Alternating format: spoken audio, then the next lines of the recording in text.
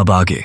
Resort में युवराज और arena की रूम में एरिना अपने लैपटॉप में कुछ फिलेज देखने में बिजी थी, लेकिन वो बार बार डिस्टर्ब हो रही थी क्योंकि युवराज की नजरें उस पर टिकी हुई थीं। वो काफी देर से वही सोफे पर बैठकर एरिना को देखे जा रहा था, जिस वजह से एरिना को काफी डिस्टर्ब हो रहा था क्योंकि युवराज अपनी पलकें तक नहीं झपका रहा था। एरिना को समझ नहीं आ रहा था कि आखिर युवराज को आज हुआ क्या है, वो ऐसा आज क्यों कर रहा है। ये एरिना को बिल्कुल भी समझ नहीं आ रहा था।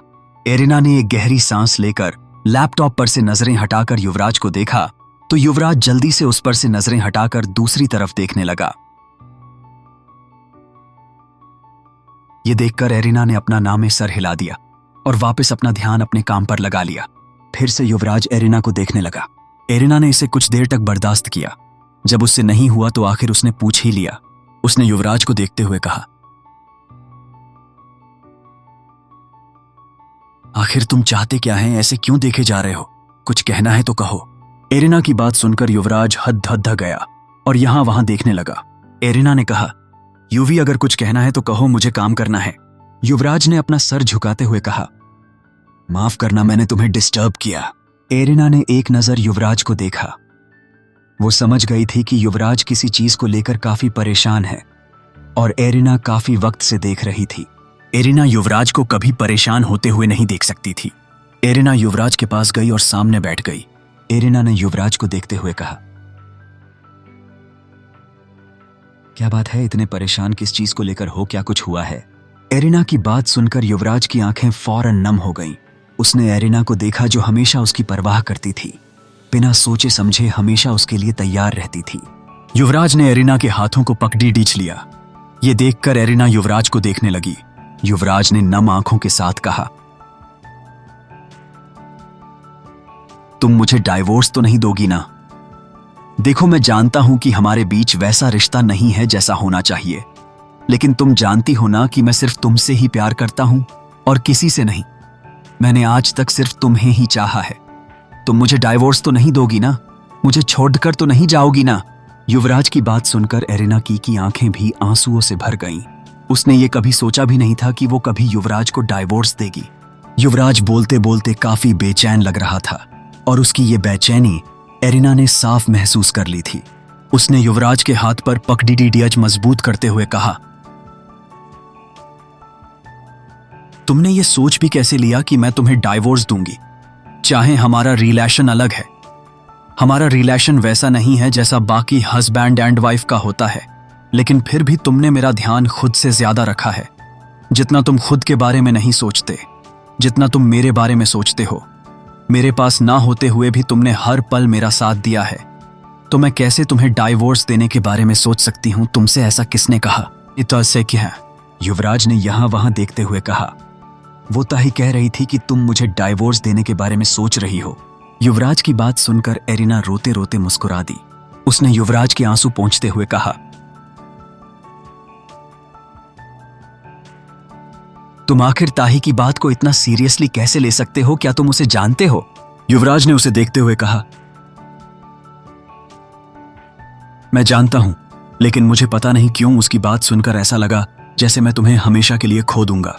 युवराज की बात सुनकर एरिना की आंखों से आंसू बहने लगे। उसने युवराज से कहा, तो क्या तुम्हें मुझे खोने का डर है? युवराज ने उसके हाथों को मजबूती से पकड़ी ढकते हुए कहा, हां, मुझे तुम्हें खोने का डर है। मैं नहीं चाहता कि तुम मुझे डाइवोर्स दो। युवराज की बात सुनकर एरिना मुस्कुरा दी। उसने युवराज के गाल पर हाथ रखते हुए कहा, मैं तुम्हें डाइवोर्स नहीं दूंगी, समझ गए? मैं कभी ऐसा नहीं कर सकती।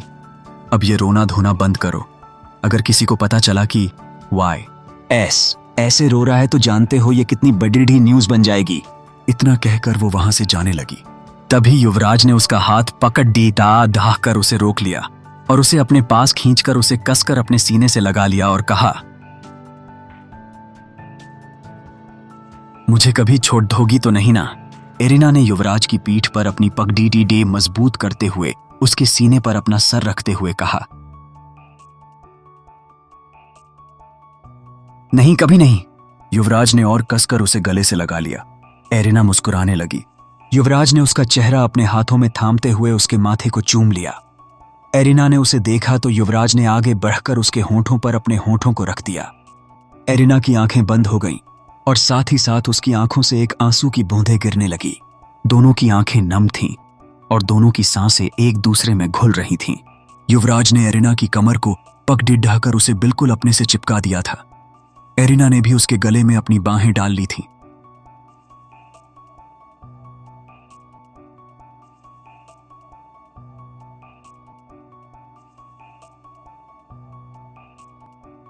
वही संजू के रिजॉर्ट में संजू अकेले वहां के गार्डन में टहल रही थी। उसका मन नहीं लग रहा था, इसलिए वहां आ गई थी। उसकी अभी अपने दोस्तों से बात हुई थी, जिनसे बात करके उसे अच्छा लग रहा था, लेकिन फिर भी उसका मन उदास था। वो घूम ही रही थी कि अचानक से किसी ने पीछे से उसके मुंह पर हाथ रख लिया और उसे खींचते हुए वहां से ले जाने लगा। अचानक हुए हमले से संजू हड्डबड्ढा गई। उसे कुछ समझ नहीं आया। वो अपने पैर मारने लगी, लेकिन उसे पगडिड्ढे हुए शख्स की पगडिड्ढा उस पर मजबूत थी। वो उसे लेकर वही के पीछे एक रूम में आ गया था और उसने संजू को छोड़ दिया। संजू चिल्लाने वाली थी कि उसकी नजर वैभव पर पगडिड्ढा, जो अपना गुस्सा दबाते हुए उसे ही देखे जा रहा था। वैभव को देखकर संजू चिल्लाते चिल्लाते रुक गई और आंखें भी तुरंत नम हो गईं। उसने अपना चेहरा फेरते हुए कहा, आप यहां क्यों आए हो और आप अंदर क्यों आए? अगर रो को पता चल गया कि आप मुझे ऐसे लेकर आए हैं तो वो पता नहीं क्या करेगा, इसलिए आप जाइए यहां से। संजू की बात सुनकर वैभव के हाथों की मुट्ठियां कस गईं। उसने अपना गुस्सा दबाते हुए कहा, मेरी तरफ देखकर मुझसे बात करो, फिर मैं यहां से चला जाऊंगा। संजू ने बिना उसकी तरफ देखे कहा, मुझे कोई बात नहीं करनी और आप समझ क्यों नहीं रहे हैं? अगर आयान भैया को पता चला तो वो आपके लिए मुसीबत हो जाएगी। प्लीज यहां से जाइए, मुझे आपसे कोई बात नहीं करनी। संजू की बात सुनकर वैभव ने उसे देखा, जो दूसरी तरफ पलटकर अपने आंसू को छुपाने की कोशिश कर रही थी।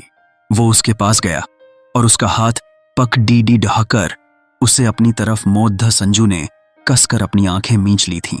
उसे लगा कि वैभव गुस्से में होगा, लेकिन जब उसे ऐसा कुछ महसूस नहीं हुआ तो उसने आंखें खोलकर वैभव को देखा, जिसकी नम आंखों को देखकर उसके दिल में एक टीस सी उठी। उसे यह बिल्कुल अच्छा नहीं लग रहा था कि वैभव की आंखों में आंसू है। वैभव ने उसे देखते हुए कहा, क्यों इग्नोर कर रही हो मुझे? क्यों हर बार मुझे देखते ही अपना रास्ता बदल लेती हो? क्यों हर बार मुझे देखते ही अपना चेहरा फेर लेती हो? मुझे यह समझ नहीं आ रहा। संजू ने दूसरी तरफ देखते हुए कहा, और मुझे यह समझ नहीं आ रहा कि आप मेरा पीछा क्यों रहे हो? जब आप मुझे छोड़कर गए थे तब आपने इतना सोचा कि मैं कैसे रहूंगी, मुझ पर क्या बीतेगी, मेरा क्या हाल होगा। जब आपने उस समय इतना नहीं सोचा तो फिर अब क्यों सोच रहे हैं? जब आप मुझे छोड़ ढकर गए थे तब उसके बाद आपने एक बार भी मुझसे दोबारा कभी बात करने की कोशिश नहीं की और ना ही कभी दोबारा मुझसे मिलने की कोशिश की।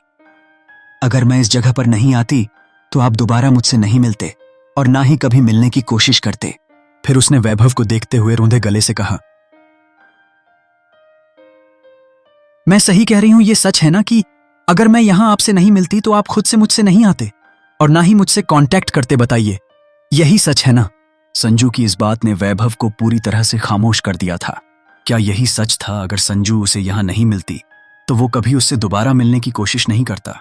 तभी उसके दिल ने जवाब नहीं दिया, नहीं, ये गलत है, क्योंकि उसे पूरा यकीन था कि उसकी किस्मत संजू के साथ जुड़ी हुई है और उसे पूरा यकीन था कि कभी ना कभी तो वो उससे फिर से एक बार टकराएगा। संजू वैभव को देखते हुए अपने जवाब का इंतजार कर रही थी।